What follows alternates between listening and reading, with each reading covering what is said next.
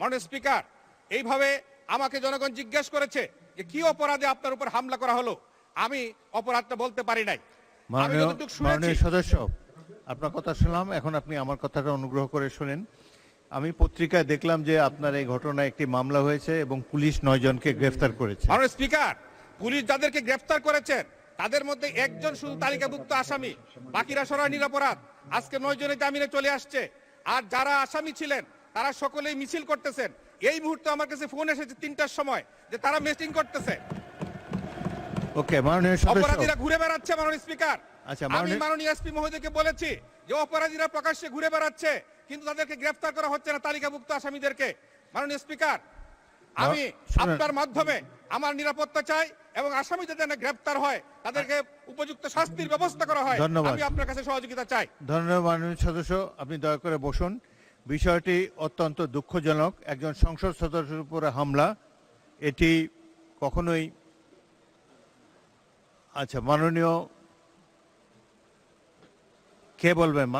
মাননীয় মন্ত্রী মির্জা ফখরুল ইসলাম আলমগীর। ধন্যবাদ মাননীয় স্পিকার। আমি আপনার মাধ্যমে মাননীয় সংসদ সদস্যকে এবং জানাতে চাই ব্যাপারটা যেটা ঘটেছে সেটা অত্যন্ত দুঃখজনক। আমরা সবাই এই ঘটনার তীব্র নিন্দা জানিয়েছি এবং এতে আমরা অত্যন্ত দুঃখিত বোধ করেছি। আমাদের সংসদ নেতা পাশেই বসে আছেন, তিনি আমাকে বলেছেন যে তিনি নিশ্চিত করবেন যেন এটা সুষ্ঠু একটি তদন্ত হয়, প্রকৃত অপরাধীদের খুঁজে বের করে তাদেরকে শাস্তি প্রদান করা হবে। ধন্যবাদ মাননীয় স্পিকার। এবং 2 জন অলরেডি গ্রেফতার হয়েছে, 9 জন গ্রেফতার হয়েছে এবং এটা আরো সুষ্ঠু তদন্ত করে অবশ্যই তাদেরকে ব্যবস্থা দেওয়া হবে তাদের বিরুদ্ধে। ধন্যবাদ। ধন্যবাদ মাননীয় মন্ত্রী। পুরো সংসদ এই বিষয়ে একমত। আপনার এই বিষয়ে যাতে কঠিন ব্যবস্থা নেওয়া হয়, যারা প্রকৃত অপরাধী তাদেরকে ধরার ব্যাপারে মাননীয় মন্ত্রী ইতিমধ্যে বলেছেন। আপনি ফলাফল দেখার জন্য অপেক্ষা করুন। ধন্যবাদ।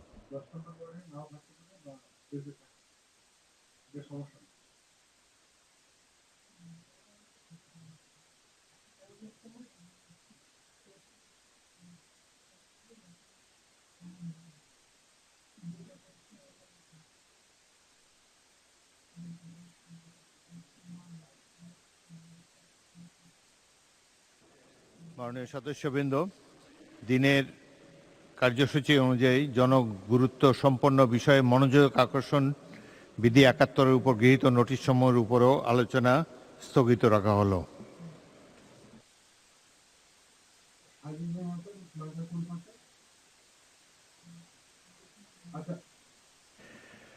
মাননীয় সদস্যবৃন্দ, আজ কার্যপ্রণালী বিধির 62 বিধি অনুযায়ী জনগুরুত্ব সম্পন্ন বিষয়ে মুলতবি প্রস্তাবের আওতায় প্রাপ্ত একটি নোটিশের সিদ্ধান্ত সংসদকে অবহিত করব। নোটিশটি প্রদান করেছেন চট্টগ্রাম 15 আসন থেকে নির্বাচিত মাননীয় সংসদ সদস্য জনাব শাহজাহান চৌধুরী। তিনি আলোচ্য বিষয়ে নিম্নোক্ত সংক্ষিপ্ত বিবৃতি দিয়েছেন। চলমান উদ্ভূত বৈশ্বিক পরিস্থিতির প্রেক্ষিতে সৃষ্ট জ্বালানি সংকটের কারণে সারা দেশে তীব্র লোডশেডিং চলমান। এই সমস্যার সমাধানে সরকার বিভিন্ন পদক্ষেপ নিয়েছে। জ্বালানি সংকট ও লোডশেডিংয়ের মতো বিদ্যুৎ খাতের এই জনগুরুত্বপূর্ণ বিষয়ে সুনির্দিষ্ট আলোচনা প্রয়োজন।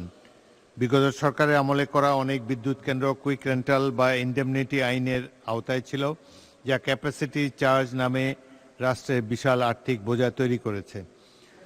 এমত অবস্থায় এই ধরনের বিতর্কিত চুক্তিগুলো পর্যালোচনার মাধ্যমে বাতিল করা হোক এবং নবায়নযোগ্য জ্বালানি যেমন সোলার, বায়ু, বিদ্যুৎ ইত্যাদির উপর অধিকতর গুরুত্ব আরোপ করে অগ্রাধিকার ভিত্তিতে দ্রুত ব্যবস্থা গ্রহণ করা প্রয়োজন। মাননীয় সদস্যবৃন্দ, মাননীয় সদস্যের এই মুলতবি প্রস্তাবের নোটিশে সুনির্দিষ্ট কোনো প্রস্তাব নেই। তিনি শুধু আলোচ্য বিষয়টি সংক্ষিপ্ত বিবৃতি প্রদান করেছেন। এছাড়াও আলোচ্য বিষয়টির সংক্ষিপ্ত বিবৃতিতে বিভিন্ন বিষয় উল্লেখ করেছেন। গত 22-26 তারিখে 68টি বিধিতে দেশের বর্তমান জ্বালানি সংকট নিরসনে এবং জনদুর্ভোগ লাঘবে অবিলম্বে সরকারের কার্যকর দৃশ্যমান পদক্ষেপ গ্রহণের উপর একটি সংক্ষিপ্ত আলোচনা অনুষ্ঠিত হয়েছে। এমত অবস্থায় কার্যপ্রণালী বিধির 62 বিধিতে প্রাপ্ত মাননীয় সদস্যের নোটিশটি মুলতবি প্রস্তাব হিসেবে গ্রহণ করা গেল না বলে দুঃখিত।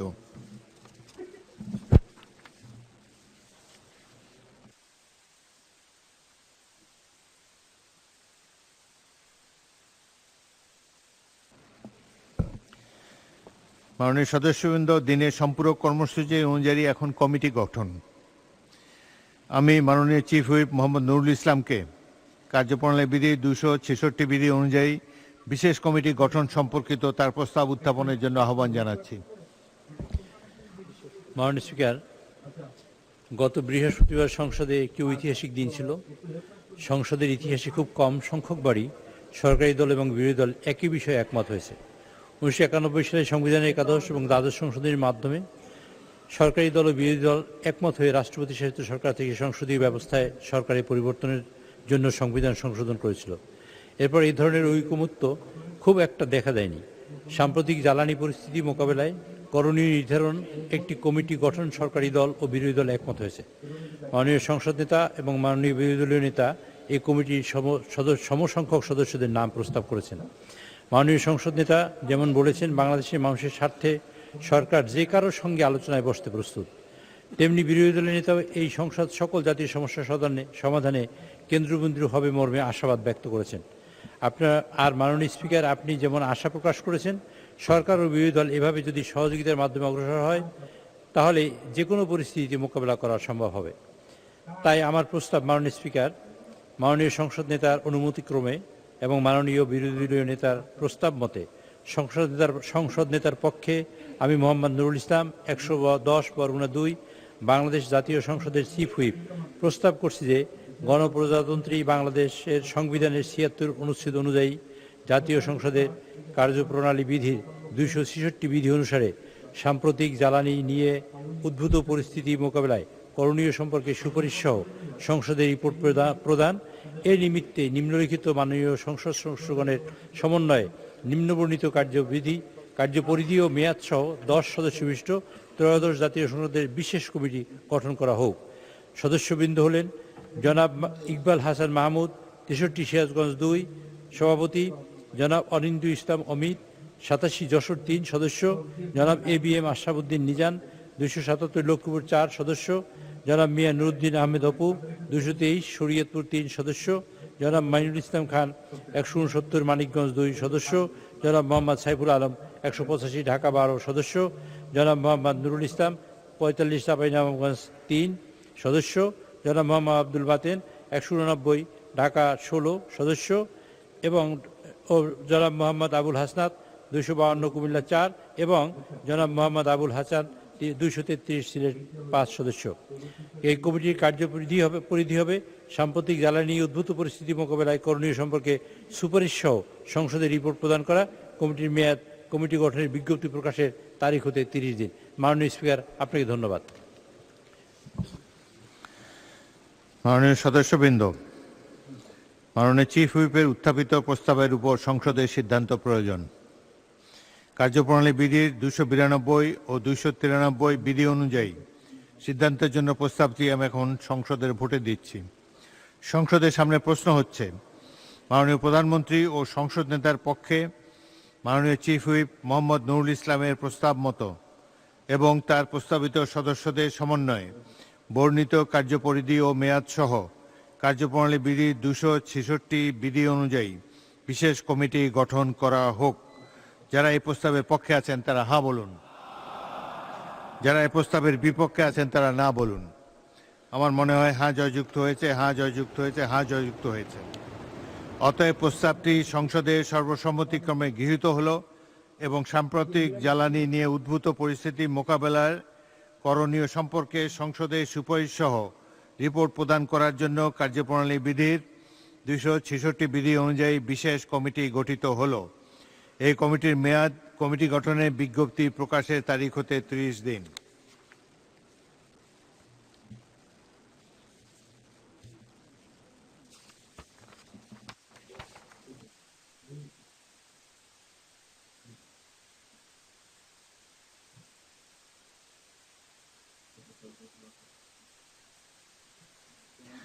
মাননীয় সদস্যবৃন্দ, দিনের সম্পূরক কার্যসূচি অনুযায়ী এখন আইন প্রণয়ন কার্যাবলী।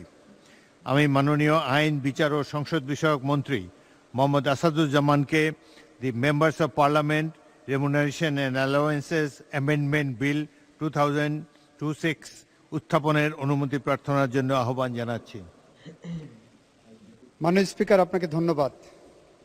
মাননীয় স্পিকার, আমি মোহাম্মদ আসাদুজ্জামান, মন্ত্রী, আইন, বিচার ও সংসদ বিষয়ক মন্ত্রণালয়, the members of parliament remuneration and allowances order 1973 এর অধিকতর সংশোধনকল্পে আনিত একটি বিল, the members of parliament remuneration and allowances amendment bill 2026 এই মহান সংসদে উত্থাপনের জন্য অনুমতি প্রার্থনা করছি। মাননীয় সদস্য, আপনি কি আপত্তি করবেন? উত্থাপন করুন। ধন্যবাদ মাননীয় স্পিকার। এই বিলটি যেখানে আপত্তি, তার আগে আমি ধন্যবাদ জানাতে চাই।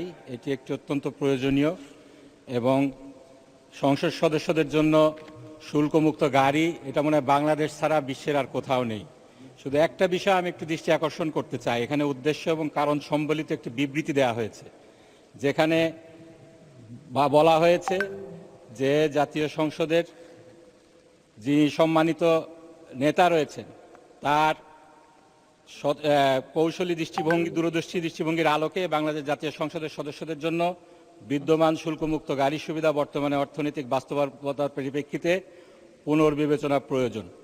এখানে মাননীয় স্পিকার, আমরা সবাই জানি, আপনিও জানেন, মাননীয় বিরোধী দলের নেতার একটা ভূমিকা ছিল।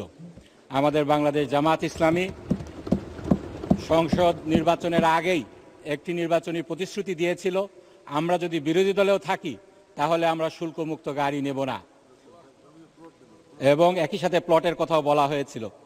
এখন যে বিষয়টি আইনগতভাবে রূপ নিতে যাচ্ছে, সেখানে উদ্দেশ্য এবং কারণ সম্বলিত বিবৃতিতে যদি আমরা ন্যায় বিচার, ন্যায় ইনসাফের কথা বলি, তাহলে বিরোধী দলীয় নেতার কথাটিও এখানে যুক্ত হওয়া, তার বিবৃতি এবং তার যে সিদ্ধান্ত, এটা আসাটা আমি মনে করছি জরুরি।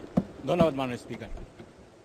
এটাকে তো কোনো আপত্তি বলে আমার মনে হচ্ছে না। আপনি কি আপত্তি করেছেন নাকি কারো নাম মেনশন করার জন্য? বিলে তো আর নাম মেনশন করা যাবে না।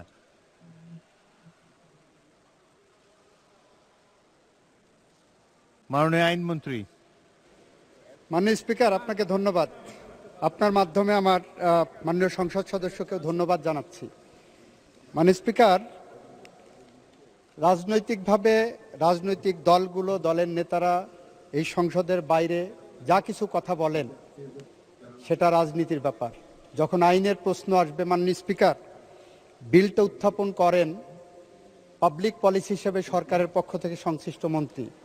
এটা কোনো প্রাইভেট বিল যদি হতো, তাহলে ওনার পক্ষ থেকে মাননীয় বিরোধী দলের নেতার দূরদৃষ্টি সম্পর্কে উত্থাপন করতে পারতেন। সেটা ওনার একটা প্রিভিলেজ অ্যান্ড রাইট।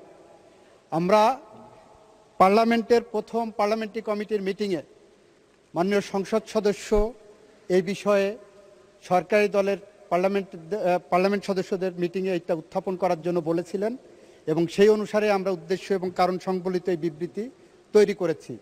এই পার্লামেন্টে ওনাদের পক্ষ থেকে এ ধরনের কোনো বক্তব্য আমাদের কাছে আসেনি। মাননীয় স্পিকার, নেভারদিলেস ওনারা যেহেতু তুলেছেন, মাননীয় সংসদ নেতা, মাননীয় প্রধানমন্ত্রী ইতিমধ্যেই বলেছেন যে ওনার নামটাও যদি এর সাথে সংযুক্ত হয় তাহলে আমাদের কোনো আপত্তি নেই মাননীয় স্পিকার। সেই কারণে আমি ওনার নাম উল্লেখ করে মাননীয় সদস্য, আপনি আমার কথাটা একটু শুনেন। জি, তিনি কোনো আপত্তি দেন নাই, জি। সুতরাং আপনি বিলটি উত্থাপন করুন। মাননীয় স্পিকার, আপনাকে ধন্যবাদ। আমি একটু উদ্দেশ্য কারণ সংবলিত বিবৃতিটা বিলের সাথে পড়তে চাচ্ছি। মাননীয় স্পিকার, জনগণের সেবা করার প্রতিশ্রুতি দিয়ে সংসদ সদস্য নির্বাচিত হওয়ার পর সংসদ সদস্যদের নিজের নামে শুল্কমুক্ত গাড়ি আমদানি একদিকে যেমন নির্বাচনী প্রতিশ্রুতির সাথে সামঞ্জস্যপূর্ণ নয়, অন্যদিকে তেমনি এ ধরনের শুল্কমুক্ত সুবিধা কর প্রদানের ক্ষেত্রে দেশের মালিক জনগণের সাথে দৃশ্যমান বৈষম্য তৈরি করে। এ প্রেক্ষিতে মাননীয় সংসদ নেতা দূরদর্শী দৃষ্টিভঙ্গির আলোকে বাংলাদেশ জাতীয় সংসদের সদস্যদের জন্য বিদ্যমান শুল্কমুক্ত গাড়ি সুবিধা বর্তমান অর্থনৈতিক বাস্তবতার প্রেক্ষাপটে পুনর্বিবেচনা প্রয়োজন। রাষ্ট্রীয় ব্যয় সংকোচন, স্বচ্ছতা ও জবাবদিহিতা বৃদ্ধি এবং নাগরিকদের সাথে সাম্য প্রতিষ্ঠা কল্পে উক্ত সুবিধা বাতিল করার জন্য the members of parliament remuneration and allowances order 1973 PO number 28 of 1973 এর আর্টিকেল 3C বিলুপ্ত করার উদ্দেশ্যে এই বিলটি এই মহান জাতীয় সংসদে উপস্থাপন করা হলো। মাননীয় স্পিকার, আপনাকে ধন্যবাদ। The Members of Parliament Remuneration and Allowance Amendment Bill 2026 সংসদে উত্থাপিত হলো। আমি এখন মাননীয় আইন, বিচার ও সংসদ বিষয়ক মন্ত্রী মোহাম্মদ আসাদুজ্জামানকে সংসদে উত্থাপিত আকারে The Members of Parliament Remuneration and Allowances Amendment Bill 2026 অবিলম্বে বিবেচনার প্রস্তাব উত্থাপনের জন্য আহ্বান জানাচ্ছি। মাননীয় স্পিকার, আপনাকে ধন্যবাদ।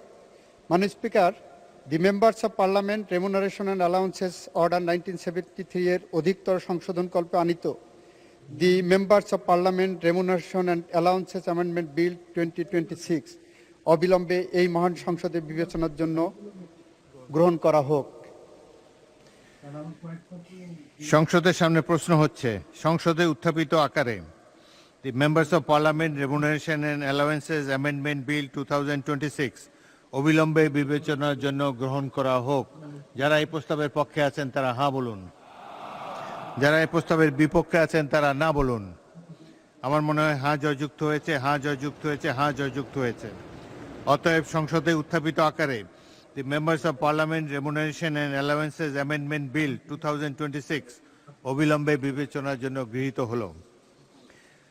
মাননীয় সদস্যবৃন্দ, বিলটির উপর দফাওয়ারি কোনো সংশোধনী নেই। আমি এখন বিলের দফাটি সংসদের সামনে পেশ করছি। সংসদের সামনে প্রশ্ন হচ্ছে, বিলের দফা 2 এই বিলের অংশ হিসাবে গ্রহণ করা হোক। যারা এই প্রস্তাবের পক্ষে আছেন তারা হ্যাঁ বলুন, যারা এই প্রস্তাবের বিপক্ষে আছেন তারা না বলুন। আমার মনে হয় হ্যাঁ জয়যুক্ত হয়েছে, হ্যাঁ জয়যুক্ত হয়েছে, হ্যাঁ জয়যুক্ত হয়েছে। অতএব বিলের দফা 2 এই বিলের অংশ হিসাবে গৃহীত হলো। বিলের 1 দফা, বলবৎকরণ দফা, প্রস্তাবনা, প্রবর্তনা এবং শিরোনামা এই বিলের অংশ হিসাবে গ্রহণ করা হোক। যারা এই প্রস্তাবের পক্ষে আছেন তারা হ্যাঁ বলুন, যারা এই প্রস্তাবের বিপক্ষে আছেন তারা না বলুন। আমার মনে হয় হ্যাঁ জয়যুক্ত হয়েছে, হ্যাঁ জয়যুক্ত হয়েছে, হ্যাঁ জয়যুক্ত হয়েছে। অতএব বিলের 1 দফা, বলবৎকরণ দফা, প্রস্তাবনা, প্রবর্তন এবং শিরোনামা এই বিলের অংশ হিসাবে গৃহীত হলো। মাননীয় আইন, বিচার ও সংসদ বিষয়ক মন্ত্রী মোহাম্মদ আসাদুজ্জামান, আপনি বিলটি পাশ করার প্রস্তাব উত্থাপন করতে পারেন। মাননীয় স্পিকার, আপনাকে ধন্যবাদ। মাননীয় স্পিকার, আমি মোহাম্মদ আসাদুজ্জামান, মন্ত্রী, আইন, বিচার ও সংসদ বিষয়ক মন্ত্রণালয়, প্রস্তাব করছি যে দি members of parliament remuneration and allowances order 1973 এর অধিকতর সংশোধনকল্পে আনিত বিলটি, যা দি members of parliament remuneration allowances amendment bill 2026 নামে অভিহিত হয়েছে, উক্ত বিলটি উত্থাপিত আকারে পাশ করা হোক। সংসদের সামনে প্রশ্ন হচ্ছে, সংসদে উত্থাপিত আকারে দি members of parliament remuneration allowances amendment bill 2026 পাশ করা হোক।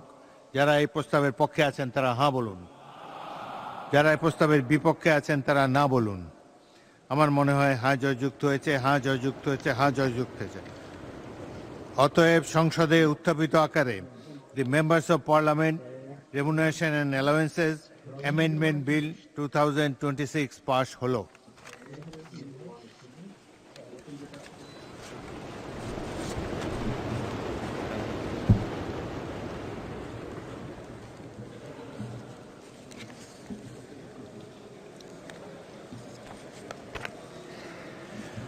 মাননীয় সদস্যবৃন্দ, দিনের কার্যসূচি অনুযায়ী এখন মহামান্য রাষ্ট্রপতির ভাষণ সম্পর্কে আনিত ধন্যবাদ প্রস্তাবের উপর আলোচনা।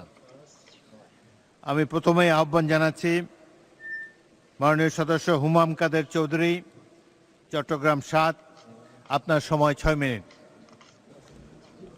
বিসমিল্লাহির রহমানির রহিম। মাননীয় স্পিকার, আপনাকে ধন্যবাদ। প্রথমত এই জিনিসটা বলা দরকার, আজকে আমার এখানে থাকার কথা ছিল না, আমার এখানে দাঁড়িয়ে বক্তব্য রাখারও কথা ছিল না। আমার মরহুম বাবা সালাউদ্দিন কাদের চৌধুরী, ওনাকে মিথ্যা মামলায় হত্যা করা হয়, আর সেই কারণে the Almighty in His great wisdom has decided that I stand here in His stead. আমি যদি কোনো ভুল করে থাকি আমাকে ক্ষমা করে দিবেন, তবে প্রথমবারের মতো বক্তব্য রাখছি এই সংসদে, কিছুটা তো নার্ভাসনেস আছে। শুরুতেই আমি শ্রদ্ধার সাথে স্মরণ করছি শহীদ রাষ্ট্রপতি জিয়াউর রহমানকে এবং বেগম খালেদা জিয়াকে। ওনাদের কারণে আজকে এই স্বাধীন বাংলাদেশে দাঁড়িয়ে আপনার সামনে বক্তব্য রাখতে পারছি। মাননীয় স্পিকার, আমি প্রথমে আপনাকে ধন্যবাদ জানাতে চাই। আপনি হয়তো ভুলে গেছেন, তবে আপনার সাথে আমার একটা বেশ পুরানো সম্পর্ক আছে। আমার বাবা যখন বাংলাদেশ জাতীয়তাবাদী দল জয়েন করে, সেই প্রস্তাব আপনি নিয়ে গিয়েছিলেন। আর তার মাধ্যমেই, যেহেতু আমার বাবা জাতীয়তাবাদী দল এবং জাতীয়তাবাদে বিশ্বাস করতেন, সেই কারণে আজকে আমি মাননীয় প্রধানমন্ত্রী তারেক রহমান সাহেবের দলে যোগ দিয়ে ওনার সংসদ সদস্য হিসেবে দাঁড়িয়েছি। মাননীয় স্পিকার, এখানে দাঁড়ানোর পরে অনেকেই তাদের নিজ নিজ এলাকার সমস্যার ব্যাপারে কথা বলেন। আমি আজকে সেটা থেকে একটু দূরে সরে যাচ্ছি। রাঙ্গুনিয়া চট্টগ্রাম 7-এর জনগণ আমাকে ভোট দিয়ে এখানে পাঠিয়েছে, কারণ তারা বিশ্বাস করেছে যে আমার মধ্যে হয়তো সেই ক্যাপাবিলিটিটা আছে, যেটার মাধ্যমে এই এলাকার সব সমস্যার সমাধান আমি খুঁজে পাবো। আজকে এখানে দাঁড়িয়েছি, ধন্যবাদ জানাচ্ছি মাননীয় প্রধানমন্ত্রীকে, কারণ উনি একটা সুযোগ করে দিয়েছে আমাকে এবং আমাদের সকল সদস্যদেরকে, যেখানে বারবার করে সংসদে দাঁড়িয়ে ওনার সাথে আলাপ আলোচনা করা যাচ্ছে। ওনাকে এখানে পাচ্ছি আমরা, এবং ওনার সাথে আমাদের যেই মিনিস্টাররা ওনার সাথে কাজ করছেন তাদেরকেও আমরা প্রতিদিন পাচ্ছি। তাদের কাছে আমি অনুরোধ করব, আমার এলাকার যখন সমস্যা নিয়ে আপনাদের কাছে আসি, সাহায্য করবেন। 17 বছর ধরে কোনো ধরনের উন্নয়ন হয়নি রাঙ্গুনিয়ায়। আজকে আপনাদের কাছে হাত পেতে ছোট ভাই হিসেবে এসেছি, আশা করি আপনারা সকলেই সাহায্য করবেন। মাননীয় স্পিকার, বর্তমানে আমরা একটা জিনিস নোটিস করছি, সেটা হচ্ছে এই সংসদের মধ্যে একটা ট্রাস্টের ল্যাকিং চলে এসেছে। আমরা বারবার করে বলেছি, আমার প্রধানমন্ত্রী বারবার করে বলেছে, জুলাই সনদের মধ্যে যা যা লেখা আছে অক্ষরে অক্ষরে সেটা বাস্তবায়ন করব আমরা। তবে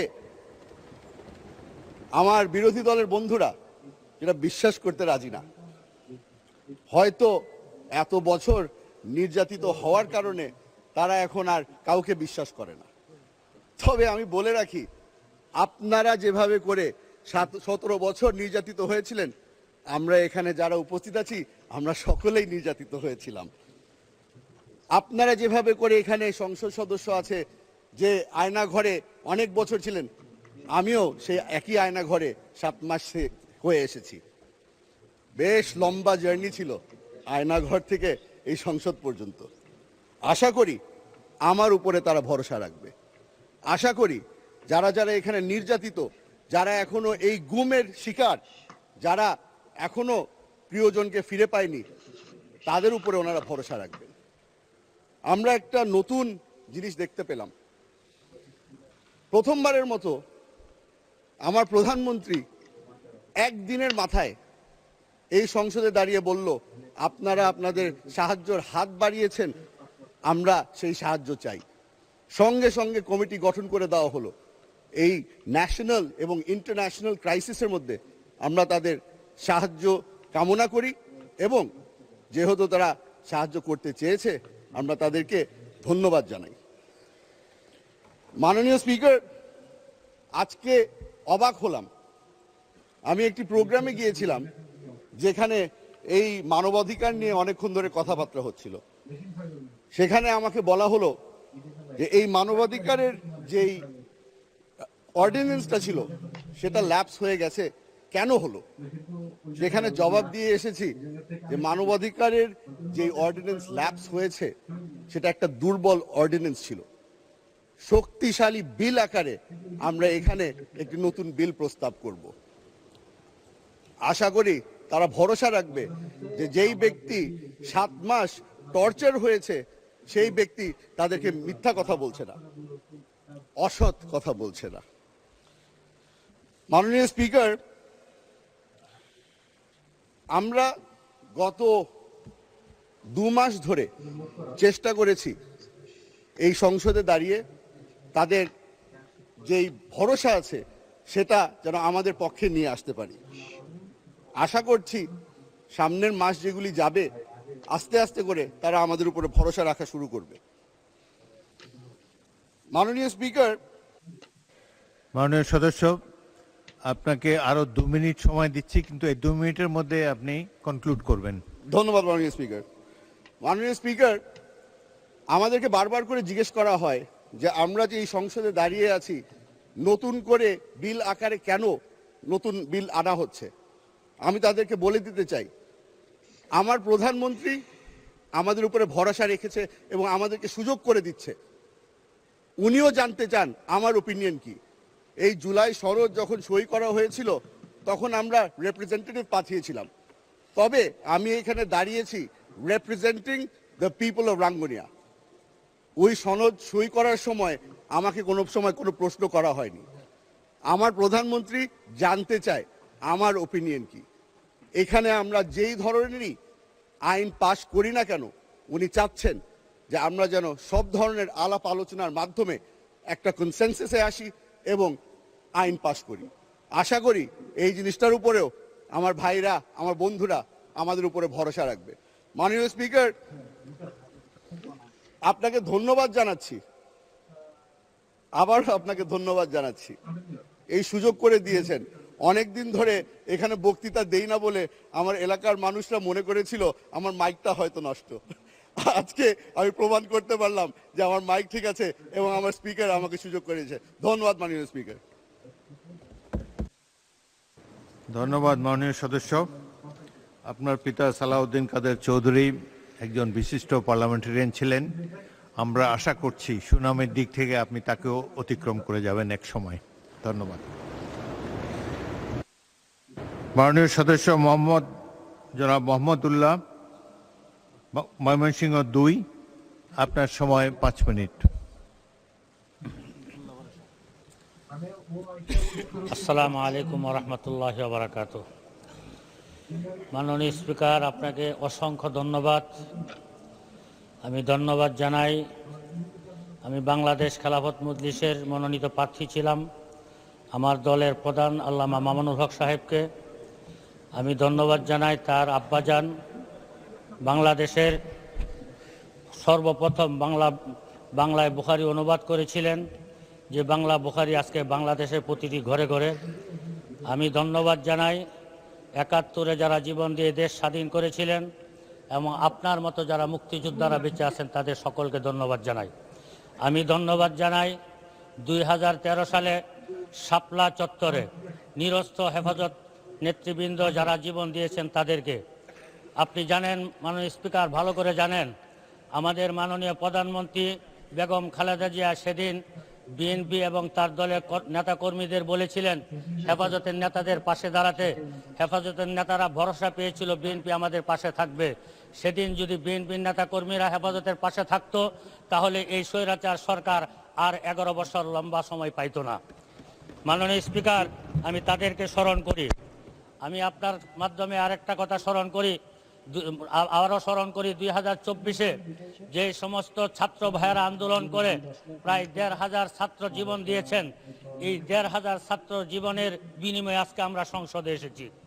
আজকে এখানে আমাদের মাননীয় প্রধানমন্ত্রী আছেন, আমাদের বিরোধী দলীয় নেতা আছেন। আমি জানি না পৃথিবীর কোনো পার্লামেন্টে এরকম সুন্দর এবং এরকম ভদ্র নম্র দুইজন পার্লামেন্টারিয়ান আমরা কোথাও পেয়েছি কিনা। আমি জানি আমাদের প্রধানমন্ত্রী শহীদ জিয়াউর রহমানের সন্তান, বেগম খালেদা জিয়ার সন্তান। ওনাদের মতো যেমন বাংলাদেশে নামকরা রাষ্ট্রপতি জিয়াউর রহমানের মতো কেউ ছিলেন না, খালেদা জিয়ার মতো দেশপ্রেমিক প্রধানমন্ত্রীও বাংলাদেশে কেউ ছিলেন না। আমি ওনার সন্তান হিসাবে প্রধানমন্ত্রীর কাছে আবেদন রাখব, আপনি আমাদের বিরোধী দলের নেতাকে নিয়ে 24-এর গণ অভ্যুত্থানের যে আইনটা আমরা চাচ্ছি, আইনের মার পেছে না ফেলে আমাদের স্বরাষ্ট্রমন্ত্রী, যিনি আমাদের বাংলাদেশের সবচেয়ে স্মার্ট মন্ত্রী, ওনার যেমন যোগ্যতা আল্লাহ দিয়েছেন, ওনার সবকিছু স্মার্টনেস, আমি বলবো স্বরাষ্ট্রমন্ত্রীর সহযোগিতায় দুই প্রধানমন্ত্রী এবং আমাদের বিরোধী দলের নেতা মিলে 24-এর যে আইনটা নিয়ে আমরা মারপেসের মধ্যে আছি, এই মারপেস থেকে আমাদেরকে বের করে নিয়ে আসবেন। মাননীয় স্পিকার, আমরা এখানে এসে জনগণ বাংলাদেশের জনগণ আমাদেরকে, বিশেষ করে আমার আসন বাংলা 147 ময়মনসিংহ 2 ফুলপুর তারাকান্দা, এখানকার মানুষ 54 বছর কোনো সুযোগ সুবিধা বুক করেনি। বাংলাদেশের প্রতিটি থানা আপনি হিসাব করে দেখেন, আমার ফুলপুর তারাকান্দাতে আইডি পরা যুক্ত রাস্তাগুলোর মধ্যে মাত্র 20% রাস্তা পাকা, এর মধ্যে 10% অচল অবস্থা। এরকম মন্দ এবং অচল অবস্থা আমার বাংলাদেশে, আমার ফুলপুর তারাকান্দার মতো আর কোথাও নাই। আমি মাননীয় সড়ক মন্ত্রী এবং সেতু মন্ত্রীর কাছে অনুরোধ করব, আপনি যদি একটু দৃষ্টি দিতেন। এই মানুষগুলো আমি আলেম দেখে তারা বিবেচনা করেছিল, অন্য এমপি মন্ত্রী যারা ছিল তারা এলাকার কমিটমেন্ট দিয়ে কমিটমেন্ট রক্ষা করে নাই। আমি কমিটমেন্ট রক্ষা করব, এই বিশ্বাসে আমাকে ভোট দিয়ে সংসদে পাঠিয়েছে। আমি মাননীয় সড়ক মন্ত্রী এবং সেতু মন্ত্রীকে অনুরোধ করব, আমার দিকে একটু বিবেচনা করবেন, আমার এলাকার অসহায় মানুষদের দিকে একটু বিবেচনা করবেন। মাননীয় স্পিকার, আমার 2টি থানায় 2টি হাসপাতাল আছে, 50 শয্যা বিশিষ্ট হাসপাতাল। এর মধ্যে একটা হাসপাতাল শুধু আউটডোর আছে, ইনডোর নাই। আরেকটা হাসপাতালে 50 শয্যা বিশিষ্ট হাসপাতাল, আউটডোর ইনডোর আছে, কিন্তু আশপাশে 4-5টি থানার রুগী। আপনি যদি যান মাননীয় স্পিকার, চোখের পানি আসবে। রাস্তাঘাটে, বারান্দায়, সব জায়গায় শত শত রুগী পড়ে আছে, কোনো তাদের খাবারের ব্যবস্থা নাই, ওষুধের ব্যবস্থা নাই, তাদের চিকিৎসার ব্যবস্থা নাই। কিন্তু মানুষ আশায় বুক বেঁধে বসে থাকে যে চিকিৎসা হয়তো হবে। আমি মাননীয় স্বাস্থ্যমন্ত্রীর কাছে অনুরোধ করব, ওনার কাছে আমি একটা ডিউ দিয়েছি, আপনি আমার এই 2টা হাসপাতালের দিকে একটু নজর রাখবেন। মাননীয় স্পিকার, আমরা সংসদে এসেছি, একটা কথা না বললেই পারতেছি না, আমাকে একটু সময় বাড়িয়ে দিবেন, বিশেষ করে একটু সময় বাড়িয়ে দিবেন। পহেলা 14 তারিখ পহেলা বৈশাখে সরকারি অনুষ্ঠানে যোগ দেওয়ার জন্য আমি তারাকান্দা উপজেলা অফিসে গিয়েছিলাম। সেখানে আমাকে এবং আমার দলের নেতা কর্মীদের উপর আক্রমণ করা হয়েছে, আমাকে মেরে ফেলার হুমকি দেওয়া হয়েছিল। এরপর আমরা একটা সমাবেশ করেছিলাম, প্রতিবাদ সমাবেশ থেকে আসার সময় আমাদের 10 থেকে 15 জন মানুষের উপর আক্রমণ করে রক্তাক্ত করে তাদেরকে হাসপাতালে পাঠানো হয়েছিল। ফেসবুকে যখন রক্তাক্ত ছবিগুলো দেওয়া হয়েছে, তখন তারা সাংবাদিক সম্মেলন করে বলেছে যে পাকের ঘরের মধ্যে মুরগি জবাই করে রক্ত মাখানো হয়েছে। মাননীয় সদস্য, আপনি 1 মিনিটের মধ্যে আপনার বক্তব্য শেষ করেন। 1 মিনিট শেষ করেন। 2টা মিনিট দিয়ে ওকে, 2 মিনিটে শেষ করেন। আমি সেটার একটা তদন্ত করে একটা বিচার চাই। মাননীয় স্পিকার, আমি লম্বা কথা বলবো না, যেহেতু সময় কম দিয়েছেন। আমরা এখানে এসেছি দেশ জাতির কল্যাণের জন্য, এই দেশের মানুষ মানব কল্যাণের জন্য। আমি আপনার মাধ্যমে আমাদের প্রধানমন্ত্রী হয়ে সকল মন্ত্রী বরাবর আমি 1-2টা প্রস্তাব রাখবো, যদি একটু বিবেচনা করেন তা আমাদের পরবর্তী প্রজন্ম খুব সুন্দর হবে, ভালো হবে, এটা আমি আশা রাখি। 1 নম্বর প্রস্তাব, মাননীয় স্পিকার, বাংলাদেশের কওমি মাদ্রাসা স্বীকৃতি হয়েছে, স্বীকৃতির বাস্তবায়ন হয় নাই। মাননীয় শিক্ষামন্ত্রীর বরাবর আমি বলবো, এটা বাস্তবায়ন করে school, primary school, high school, college এবং আলিয়া মাদ্রাসাগুলোতে যদি এই সমস্ত আলেমদেরকে তাদেরকে শিক্ষার এবং শিক্ষকতার ব্যবস্থা করে দেন, তাহলে এরা পরকালীন শিক্ষায় শিক্ষিত করলে দুনিয়ার খারাপের থেকে এরা বেঁচে থাকার রাস্তা পাবে ইনশাআল্লাহ। মাননীয় স্পিকার, আর একটা ছোট্ট বক্তব্য হবে, আমাদের প্রধানমন্ত্রী উদ্যোগ নিয়েছেন, এই উদ্যোগটা যেন আরো জোরে সোরে আর একটু বড় সড়ো করতে পারেন। আমাদের বাংলাদেশে প্রায় প্রত্যেকটা ইউনিয়ন ভিত্তিক একটা করে মসজিদে ইমাম এবং মুয়াজ্জিনদের বেতন ভাতা চালু করেছেন। আমি মাননীয় প্রধানমন্ত্রীকে বলবো, বাংলাদেশের প্রত্যেকটা মসজিদের ইমাম মুয়াজ্জিনদের বেতন ভাতা চালু করা হোক। এবং তার চেয়ে বড় কাজ হবে যদি ইমাম মুয়াজ্জিনদের মাধ্যমে, আপনারাও পড়েছেন মক্তবে, আমরাও পড়েছি মক্তবে, আজ থেকে 30-40 বছর আগে যে মক্তবে যারা লেখাপড়া করেছে তাদের চরিত্র ততটা খারাপ হয় নাই, মক্তব বন্ধ হওয়ার পরে আমাদের জেনারেশন যতটা খারাপ হয়েছে। মাননীয় স্পিকার, আমি আপনার কাছে বলবো, প্রত্যেকটা মসজিদের জন্য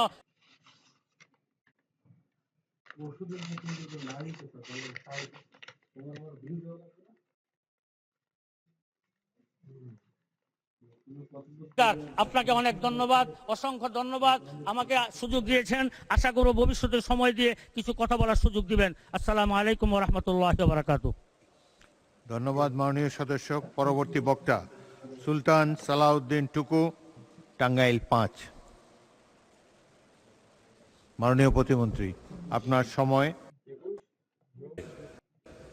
যদি বিসমিল্লাহির রহমানির রহিম, মহান করুণাময় আল্লাহর উপরে শুকরিয়া আদায় করছি, এই মহান সংসদে আমাকে কথা বলার তৌফিক দান করেছেন। সকল প্রশংসার দাবিদার আল্লাহ রাব্বুল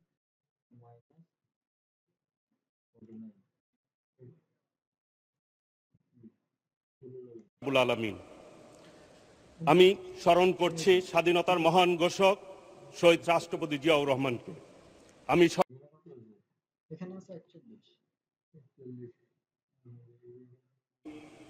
কৃতজ্ঞতা প্রকাশ করছি আজকের এই হাউজের নেতা মাননীয় প্রধানমন্ত্রী দেশ নায়ক এলাকার যে জনগণ আমাকে ভোট দিয়ে এই সংসদে পাঠিয়েছেন তাদের প্রতি আমি কৃতজ্ঞতা প্রকাশ করছি। বিশেষ করে আমি কৃতজ্ঞতা প্রকাশ করছি বাংলাদেশের সকল নারী ভোটারদের প্রতি যারা বেহেশতের প্লোবনকে প্রত্যাখ্যান করে বিএনপিকে নির্বাচিত করেছেন, সেই সব নারী ভোটারদের। মাননীয় স্পিকার, নতুন সংসদ সদস্য তো, সেই জন্য একটা কথা বলতে চাই। আমি কি কাউকে মুনাফেক বলতে পারবো এই সংসদে? না, পারবেন না। আচ্ছা, আমি মুনাফেক বললাম না কাউকে। মাননীয় স্পিকার, জুলাই সনদ নিয়ে কথা হচ্ছে।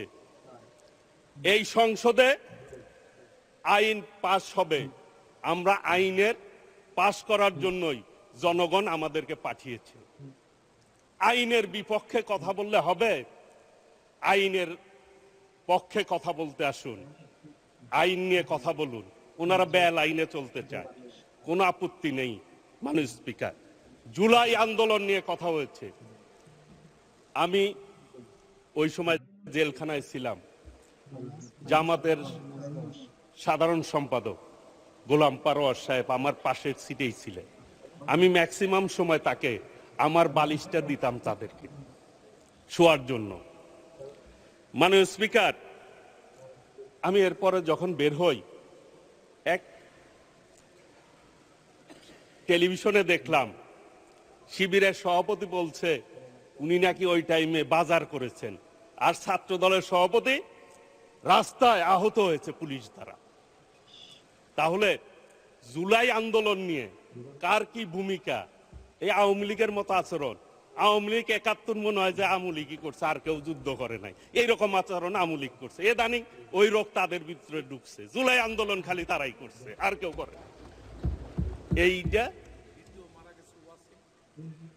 এইটা বলে আজকের এই সংসদ ঐক্যবদ্ধতা সংসদ।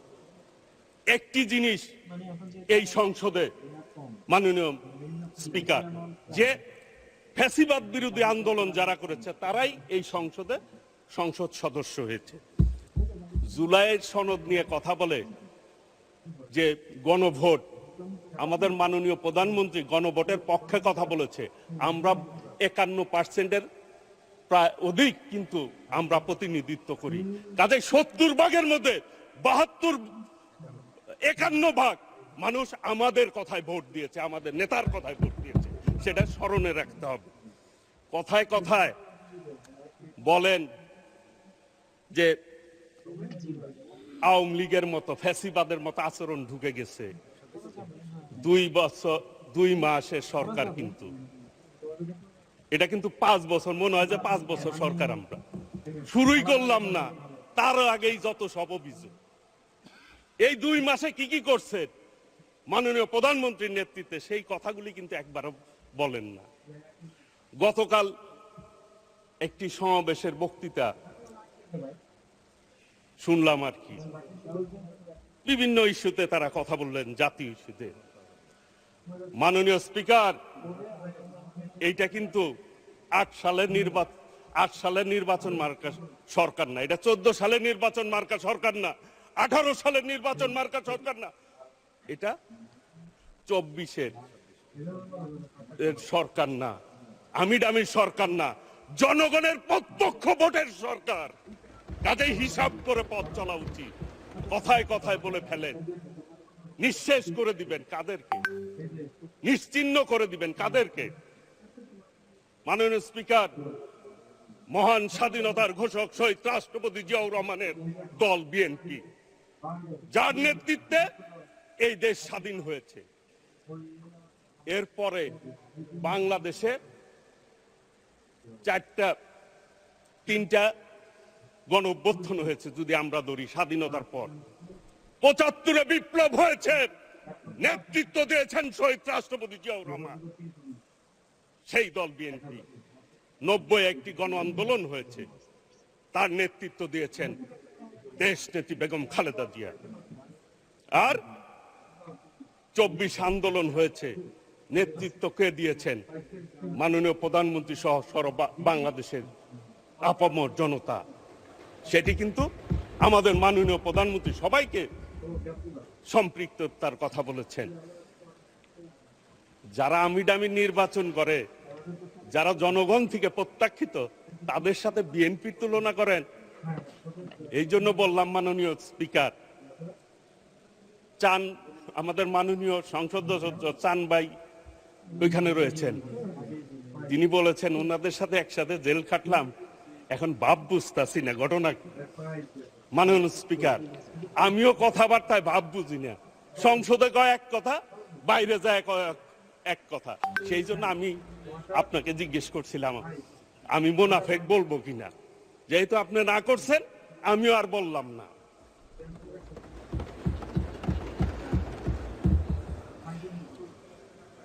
একটি কথা বলতে চাই, এই 2 মাসে বিএনপি যে কাজ করেছে, যে কাজে হাত দিয়েছে, অন্য কোন সরকার মাননীয় প্রধানমন্ত্রীর জায়গায় থাকলে এই ধরনের সাহস করতো না। মাননীয়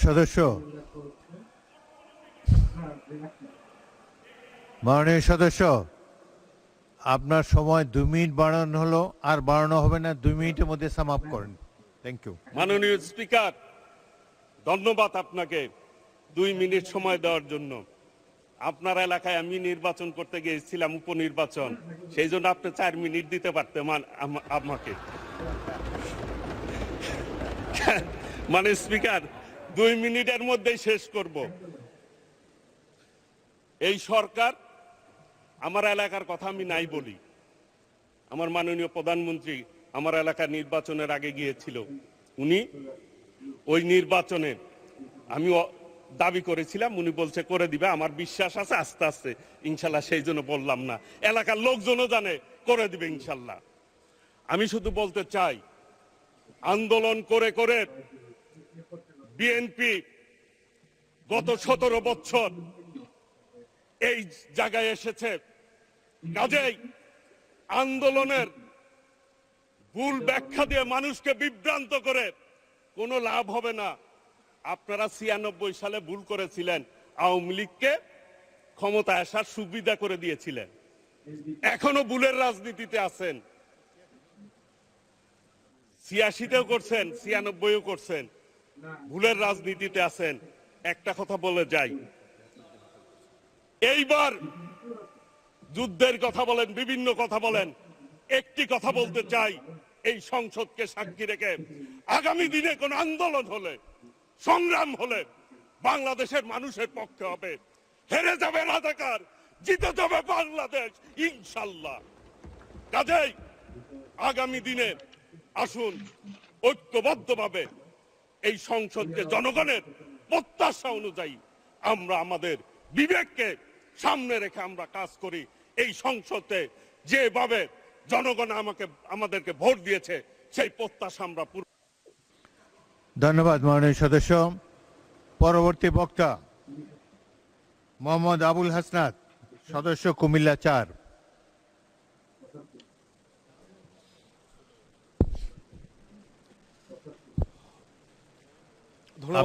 আপনার সময় হলো 7 মিনিট। ধন্যবাদ মাননীয় স্পিকার। আমার সিরিয়াল অনেক পিছনে ছিল, যদিও আমি আজকে এই সংসদে আমরা অনেক ত্যাগ, তিতিক্ষা, আমরা সবার কাছে অনেকের সংগ্রামের কথা শুনি, তারা অনেক লড়াইয়ের মধ্য দিয়ে আজকে এই সংসদটি আমাদের প্রজন্মের জন্য, আসলে আমরা আজকে যা কাজ করছি না কেন সেগুলো হচ্ছে আমাদের প্রজন্মের জন্য। আপনারা যে কাজগুলো করছেন, যে দায়িত্বটা নিয়েছেন, এই দায়িত্বের ফলভোগী বা সুবিধাভোগী কিন্তু আমাদের এই প্রজন্ম। মাননীয় স্পিকার, আমরা খুব আশাহত হই যখন এই সংসদ এত রক্ত, এত লড়াই, এত ত্যাগের পরে আজকে যখন এই সংসদটি গঠিত হয়েছে, কিন্তু এই সংসদ আবার আগের যেই ভিশিয়াস সাইকেল, দোষারোপের যেই সাইকেল, একজন একজনকে বিভিন্ন ট্যাগিং এর যেই সাইকেল, মত দমনের নামে, বিরোধী মত দমনের নামে মামলার যে সাইকেল, আমরা সেইখানে আবার চলে গিয়েছি। ক্যাম্পাসগুলো আবার আনরেস্টের দিকে যাচ্ছে, অস্থিতিশীল পরিবেশ সৃষ্টি হচ্ছে, বিরোধী দল মত দমনের জন্য মামলা করা হচ্ছে, প্রতিমন্ত্রীকে ফেসবুকে লেখার কারণে বাসা থেকে তুলে নিয়ে আসা হচ্ছে, হুইপকে সমালোচনা করলে বাসা থেকে তুলে নিয়ে আসা হচ্ছে।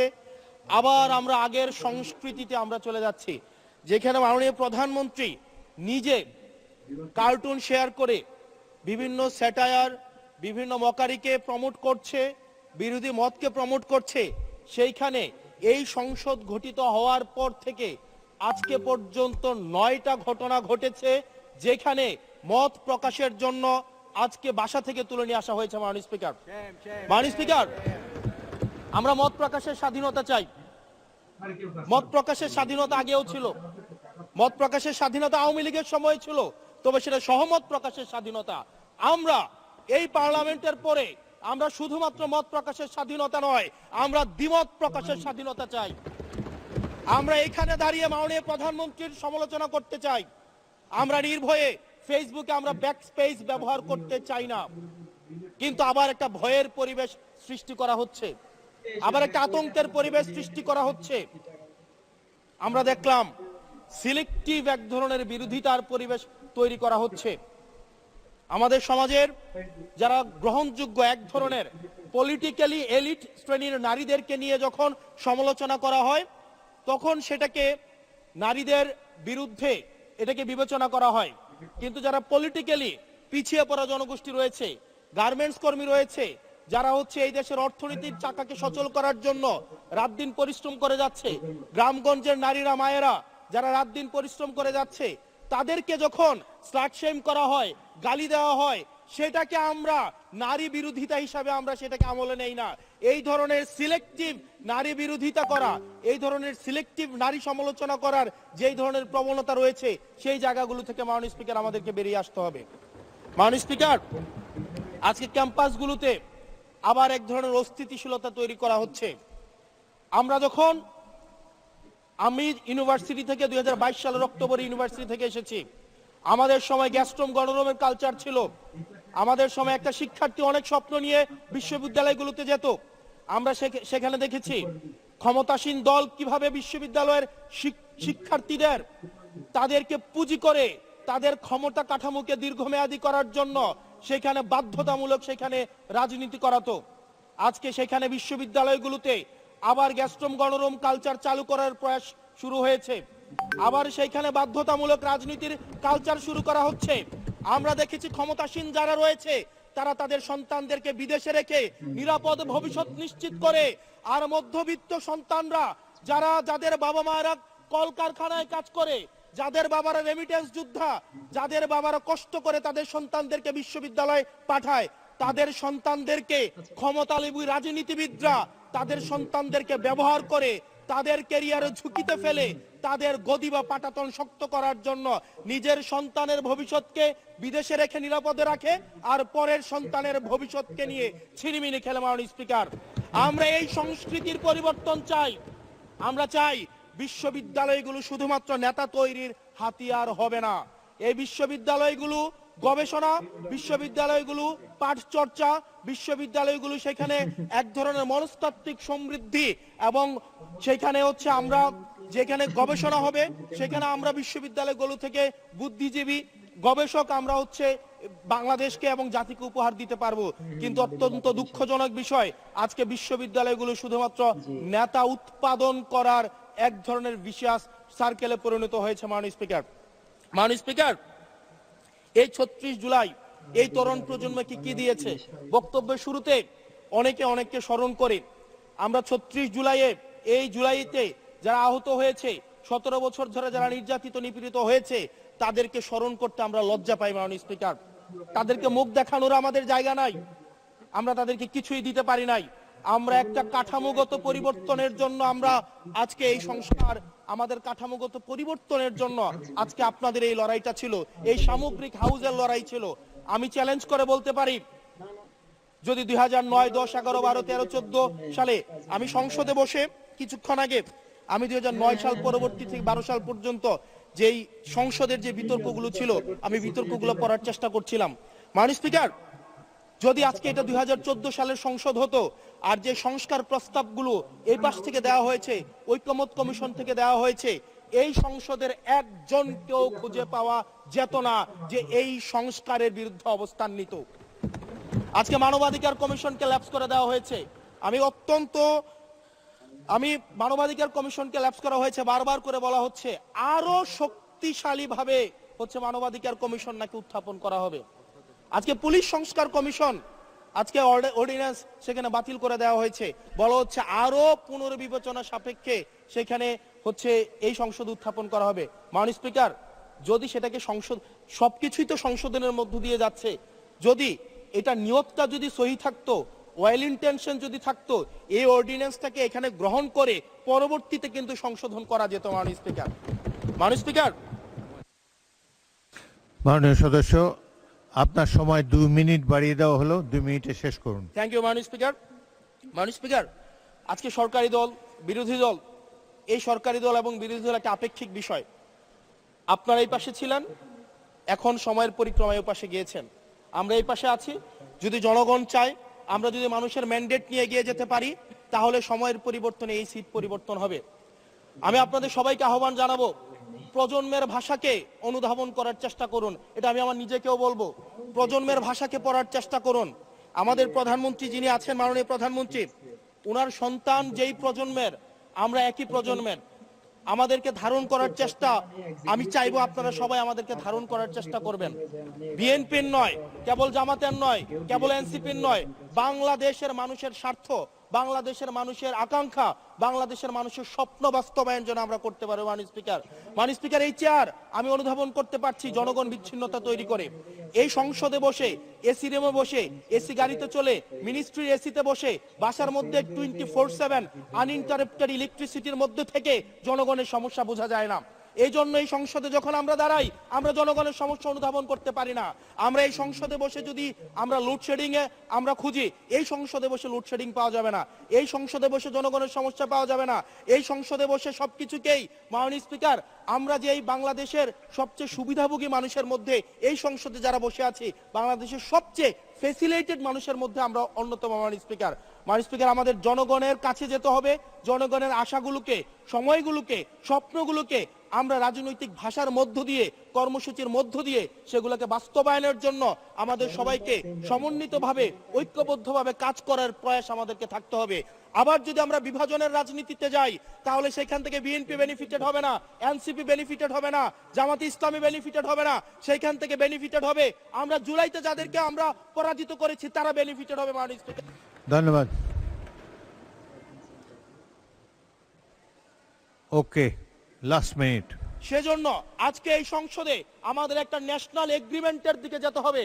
আমরা পলিসির জায়গায় আমাদের বিরোধিতা থাকবে, পলিসির জায়গায় আমরা এগ্রিমেন্টের মধ্যে থাকবো, কিন্তু আমাদের একটা রেড লাইন টানা উচিত। এই লাইনটা আমরা ক্রস করব না।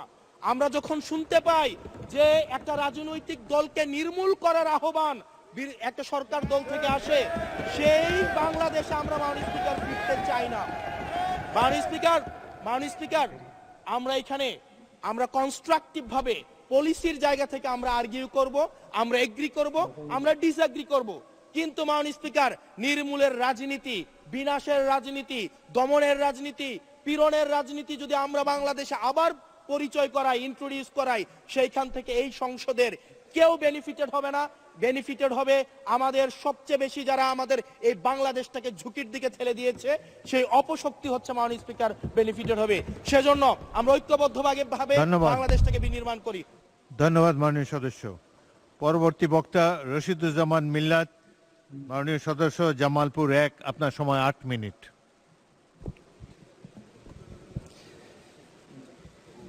বিসমিল্লাহির রহমানির রহিম। মাননীয় স্পিকার, 20 বছর 4 মাস পরে সময় পেলাম, 20 বছর 4 মাস পরে আজকে বক্তব্য রাখছি এই সংসদে। আলহামদুলিল্লাহ, আল্লাহর কাছে হাজার শুকরিয়া জানাই যে আবার মহান সংসদে আসতে পেরেছি আমরা একটা গণ অভ্যুত্থানের মাধ্যমে। আমি ধন্যবাদ জানাই আপনাকে, এই জন্য যে আপনি কামালপুরে যুদ্ধ করেছেন, আমাদের সম্মুখ যুদ্ধ জেনারেল জিয়ার আন্ডারে থেকে এই কামালপুর, রৌমারী, রাজীবপুর এই সমস্ত এলাকায় আপনি সম্মুখ যুদ্ধ করেছেন এবং সেখানে আপনি আমার এলাকায় 2 বার গিয়েছেন, কামালপুরেও গিয়েছেন। কামালপুরে গিয়ে যে আপনাদের নামগুলি লিপিবদ্ধ করা ছিল সেই নামগুলিকেও মুছে ফেলা দেওয়া হয়েছিল এই ফ্যাসিস্ট সরকারের আমলে। এবং শহীদ রাষ্ট্রপতি জিয়াউর রহমানের একটা মোরাল ছিল, সেই মোরালটাকেও ভেঙে সেখানে জিয়াউর রহমান শেখ মুজিবের মোরাল দেওয়া হয়েছিল। এত ফ্যাসিস্ট সরকারের কাছ থেকে আমরা একটা এই সদ্য প্রাপ্ত একটা গণতান্ত্রিক সরকার, এই সরকার কিভাবে চলবে এটা নিয়ে আমরা যদি এই বাকবিতণ্ডা এর মধ্যে থাকি কেমনে হবে? মাননীয় স্পিকার, আমি ধন্যবাদ জানাই যে আমাকে এখানে আসতে দেওয়া এবং আমাদের মাননীয় প্রধানমন্ত্রী জনাব তারেক রহমান তিনি আমাকে ঠাঁই দিয়েছেন তার মন্ত্রিসভায় এবং তিনি কিছু কাজ করতে দিয়েছেন, সেই কাজগুলি যাতে আমরা করতে পারি সেই কাজগুলি সম্বন্ধে 2-1টি কথা আমি বলবো। মাননীয় স্পিকার, আমি বলতে চাই মাননীয় স্পিকার, মাননীয় প্রধানমন্ত্রী আমাদের প্রয়াত দেশনেত্রী বেগম খালেদা জিয়া এবং শহীদ রাষ্ট্রপতি জিয়াউর রহমানের যে আত্মার মাগফিরাত কামনা করে তারপরে আমি বক্তব্যটা শুরু করতে চাই। আমি আজকের যে রাষ্ট্রপতি ভাষণের সম্পর্কে আনিত ধন্যবাদ প্রস্তাবের উপর যে কিছু কথা সেগুলি বলতে চাই, এই জন্য তাকে ধন্যবাদ দিতে চাই এই জন্য যে তিনি তার ভাষণে ফেসিবাদ অবসান, গণতান্ত্রিক শাসন ব্যবস্থা পুনঃপ্রতিষ্ঠা এবং জনগণের প্রত্যাশা অনুযায়ী একটা জবাবদিহিমূলক জনবান্ধব সরকার গঠনের জন্য তিনি আশা ব্যক্ত করেছেন, যা মাননীয় প্রধানমন্ত্রী জনাব তারেক রহমানের নেতৃত্বে একটি সরকার গঠন হবে এবং সে সরকারটি সর্বস্তরে সর্বক্ষেত্রেই ভালো ফলাফল করবেন সেই আশা তিনি ব্যক্ত করেছেন। সেই জন্য আমি ধন্যবাদ জানাতে চাই আমাদের সেই বক্তব্যকে, যিনি আমাদের শহীদ রাষ্ট্রপতি জনাব শাহাবুদ্দিন সাহেবকে। আমি ধন্যবাদ জানাচ্ছি এই সঙ্গেও যে আমাদের যে বিরোধী দলের নেতা তাকেও আমি ধন্যবাদ জানাতে চাই এই জন্য যে তিনি আমাদের যে আন্দোলনের সময়, যে আন্দোলনটা যখন হয়েছিল তখন তখন আমরা জেলে, আমাদের মাননীয় প্রতিমন্ত্রী জনাব সালাউদ্দিন টুকু তিনি বললেন যে জেলে থাকার সময় আমি জেলে ছিলাম, তিনি জেলে ছিলেন, যা আমাদের পানি সম্পদ মন্ত্রী শহীদুদ্দিন চৌধুরী জেলে ছিলেন, একসঙ্গে আমাদেরকে অনেককে এক জেলে পোড়া হয়েছিল, আমাদেরকে মেরে ফেলার জন্য অপু সাহেব জেলে ছিলেন। আমরা সবাই মিলে যে জেলে থাকা অবস্থায় যে ওনাদের যে সেক্রেটারি জেনারেল গোলাম পরোয়ার সাহেব যখন ছিলেন ওইখানে একদিন তার চোখ বেঁধে তাকে নিয়ে যাওয়া হচ্ছিল রিমান্ডে। চোখ বেঁধে নিয়ে যাওয়ার সময় এই শহীদুদ্দিন চৌধুরী এনি দাঁড়িয়ে হুঙ্কার দিয়ে বলেছিল যে তিনি মাননীয় সংসদ সদস্য ছিলেন, তার চোখ বাঁধা হচ্ছে কেন? এইভাবে হুঙ্কার দিয়ে তাদের এই ডিবির অফিসারদেরকে কম্পিত করেছিলেন। সেই নেতা তার বিরুদ্ধেও আজকাল আপনারা এই বিরোধী দল থেকে কথা বলা শুরু করেছেন। আমি মাননীয় বিরোধী দলের নেতাকে বলতে চাই, গতকালকে আপনি বলেছেন যে প্রত্যেক বছরই জুলাই আসবে, তার মানে এই হুঙ্কারটা দিয়েছেন কি যে জুলাইয়ে আপনি 5ই আগস্টে পতন ঘটিয়েছেন, এই জুলাইয়ের আমাদেরকে ভয় দেখিয়েছেন যে এই সরকারকে আপনার প্রত্যেক মাসে জুলাই আসবে। আমি বলতে চাই প্রত্যেক জুলাই জনাব তারেক রহমানের নেতৃত্বে যেভাবে আমরা সফলতা লাভ করেছি, প্রত্যেক জুলাই এইভাবে আমরা সফলতা লাভ করবো ইনশাআল্লাহ। এরকম জুলাই অনেক চলবে। কাজেই এই জুলাই আন্দোলনের কথা আপনারা বলবেন না, শুধু আপনারা করেছেন। এই জুলাই আন্দোলনে আপনার প্রায় 1400 লোক প্রাণ দিয়েছে। সেই 1400 লোকের প্রাণের মধ্যে প্রায় 1000-এরও বেশি বিএনপির ছাত্র দল, যুব দল, স্বেচ্ছাসেবক দল, শ্রমিক দল, বিএনপির লোক সকলে মৃত্যুবরণ করেছে। কাজেই এখানে আমাদের যে এই 17 বছরের আন্দোলন, সেই আন্দোলনকে অস্বীকার করে আপনারা যদি বলতে চান আমাদেরকে যখন তখন ফেলে দিবেন, আমি সালাউদ্দিন টুকুর মাননীয় প্রতিমন্ত্রীর কথা ধরেই বলি যে এরকম হুঙ্কার না দেওয়াই ভালো। বরঞ্চ আজকে যে বিশেষ কমিটিটি গঠিত হলো 5 জন করে আমাদের সংসদ নেতা এবং বিরোধী নেতার যে সমন্বয়ে, সেইভাবে একটু যদি প্রত্যেকটি বিষয় নিয়ে আপনারা যদি আলোচনা করেন তাহলে এই দেশ একটি ভালো দেশে পরিণত হবে, যেটা আমাদের মাননীয় প্রধানমন্ত্রী গড়তে চান। আপনারা জানেন যে ইতিমধ্যে আমাদের জাতীয় রাজনীতিতে একটা প্রভাব ইতিমধ্যেই পড়ে গেছে এই 2 মাসেই। এই 2 মাসের মধ্যে আমরা মাননীয় প্রধানমন্ত্রীর নেতৃত্বে প্রত্যেকটি ওয়াদা যে আমরা করেছিলাম, আপনারা জানেন 2/3 ভোটে আমাদেরকে সংসদে পাঠিয়েছে জনগণ, এবং জনগণ সবসময় এই 2 মাসের যে আমাদের কার্যকলাপ দেখে আমরা যেখানেই যাই, আমরা ইউনিয়নে, গ্রামে, গঞ্জে, বাজারে, উপজেলায়, জেলায়, শহরে, এমনকি এলিট ক্লাস তারাও বলে যে তোমাদের প্রধানমন্ত্রীর মধ্যে কিন্তু তোমরা চলো, যে প্রধানমন্ত্রীর যে আচরণ, প্রধানমন্ত্রীর যে ব্যবহার, প্রধানমন্ত্রী যে কমিটমেন্ট, সেই কমিটমেন্টগুলি যেভাবে করে যাচ্ছে, তোমরা সবাই যদি এটা করতে পারো তাহলে এই দেশটা এই আগের মতো আর ফেসিবাদী দেশে পরিণত হবে না এবং সুন্দর একটি বাংলাদেশ গড়ে উঠবে। এবং এর মধ্যেই আপনারা জানেন সবাই যে জনগণের উদ্দেশ্যেও বলতে চাই যে মাননীয় প্রধানমন্ত্রী জনগণের কল্যাণে যে কয়েকটি প্রকল্প ইতিমধ্যেই হাতে নিয়েছেন, ফ্যামিলি কার্ড, কৃষক কার্ড, ইমাম মুয়াজ্জিন ভাতা, তারপরে জাতীয় অর্থনীতিতে যে একটা আপনার প্রবাহ ঘটছে এলাকায়, যে এই টাকাগুলি দেওয়া, খাল কাটা এবং খাল খনন পুনঃখনন কর্মসূচি ইত্যাদি এগুলি করা হয়েছে। এইবারই আপনি জেনে খুশি হবেন, আপনারা বিশেষ করে বিরোধী দলের নেতারা, আপনারা শুনে খুশি হবেন যে বাংলাদেশে হজ যে আমরা হাজিরা যাই, প্রত্যেকটা হাজিরা কি পরিমাণ কষ্টে করতো আপনার ওখানে সৌদি আরবে ল্যান্ড করে। একটা নুসুক কার্ড নামে একটা কার্ড আছে, যে কার্ডের মধ্যে আপনারা জানেন যে কার্ডে সমস্ত নাম দেওয়া থাকে মাননীয় স্পিকার, যে তার আইডেন্টিটি সেই নুসুক কার্ড ছাড়া তিনি বেরোতে পারেন না। সে মাননীয় প্রধানমন্ত্রীর নেতৃত্বে সৌদি আরবের গভর্নমেন্টের সঙ্গে আলোচনা করে এই নুসুক কার্ডগুলি এবার আমরা এখানে নিয়ে এসেছি। হাজিদেরকে এখানে ইমিগ্রেশন করে নুসুক কার্ডগুলি এখানে দিয়েছি, যাতে করে হাজিরা ওখানে নেমে সরাসরি বাড়িতে চলে যেতে পারে, নুসুক কার্ডের জন্য যাতে আধা ঘন্টা, 2 ঘন্টা, 3 ঘন্টা, 4 ঘন্টা দেরি না করতে হয়। এই কাজটিও আমরা করেছি। আমাদের এই 2 মাসের কার্যকলাপ মাননীয় স্পিকার আপনি যদি দেখেন তাহলে অবশ্যই আপনি প্রশংসা করবেন যে এই 2 মাসে এই যা হয়েছে এবং এগুলো পর্যায়ক্রমে হতে থাকলে আগামী 5 বছরে যে $1 ট্রিলিয়ন 10 বছরের মধ্যে $1 ট্রিলিয়ন অর্থনীতি পরিণতি করার জন্য মাননীয় প্রধানমন্ত্রী যে মাননীয় প্রতিমন্ত্রী, আপনার 2 মিনিট দেওয়া হলো, 2 মিনিটে শেষ করুন। মাননীয় স্পিকার, আপনি আমার এলাকার আর একা গেছেন, 5 মিনিট দেন মাননীয় স্পিকার। আমাদের আপনি জানেন মাননীয় স্পিকার 3 মিনিটে শেষ করুন। আমরা ইতিমধ্যেই বোয়িং ক্রয় করার জন্য চুক্তি স্বাক্ষর করতে যাচ্ছি।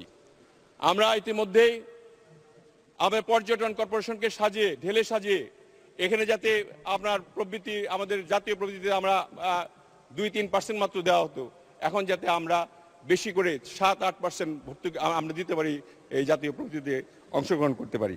আমরা ইউনিফাইড কমান্ড সিস্টেমের মাধ্যমে প্রত্যেকটি আপনার বিমানবন্দরগুলি আমরা চালাতে চাই। এর মধ্যে ইতিমধ্যেই আমাদের মাননীয় সংসদ সদস্যরা বলেছেন যে তাদের এলাকায় বিমানবন্দরগুলি যেটা বন্ধ হয়ে আছে, দুর্নীতির আখড়া ছিল, সেগুলি ক্লিন করেছি আমরা ইতিমধ্যে এই 2 মাসের মধ্যে। আমাদের মন্ত্রণালয় থেকে আমরা উদ্যোগ নিয়েছি যে বগুড়া বিমানবন্দর, লালমনিরহাট বিমানবন্দর, ঠাকুরগাঁও বিমানবন্দর, ঈশ্বরদী বিমানবন্দর, ঠাকুরগাঁও বিমানবন্দর, ঈশ্বরদী বিমানবন্দর, শমশেরনগর স্থলবন্দর, পটুয়াখালী স্থলবন্দর সহ আরো কয়েকটি, এটা আমরা অগ্রিম ভাবে এটা আমরা খুবই শিগগিরই আমরা এটা শুরু করবো ইনশাল্লাহ। আমার মনে হয় এই একটা জিনিস যদি আমাদেরকে সময় যদি দেওয়া হয় সরকার থেকে, এমআরও, মেনটেন্যান্স, রিপেয়ারিং এবং ওভারহোলিং করার জন্য যদি বিমানগুলিকে করার জন্য একটা সুযোগ প্রদান করা হয়, এখানে বিলিয়নস অফ ডলার আর্ন করা সম্ভব মাননীয় স্পিকার। শুধুমাত্র আপনার দুর্নীতির কারণে এবং নিজের পকেট ভারী করার জন্য এই বিগত বিমান মন্ত্রীগুলি এই কাজগুলি করে নাই, সেটা সম্ভব আমাদের দ্বারা এখানে করা। এবং আমরা ইনশাল্লাহ $1 ট্রিলিয়ন যে অর্থনীতি পৌঁছতে চাই মাননীয় প্রধানমন্ত্রীর নেতৃত্বে, সেটাতে এই বিমান এবং পর্যটন মন্ত্রণালয় থেকে অধিকাংশ টাকা আমরা এখান থেকে দিব ইনশাল্লাহ। এই কথা আপনাকে ব্যক্ত করতে পারি। মাননীয় স্পিকার, আপনাকে আমি শেষ করতে চাই, কারণ সময় আর দিবেন না আপনি। আমি বলতে চাই এক কথায়, প্রধানমন্ত্রী জনাব তারেক রহমানের যে ভিশন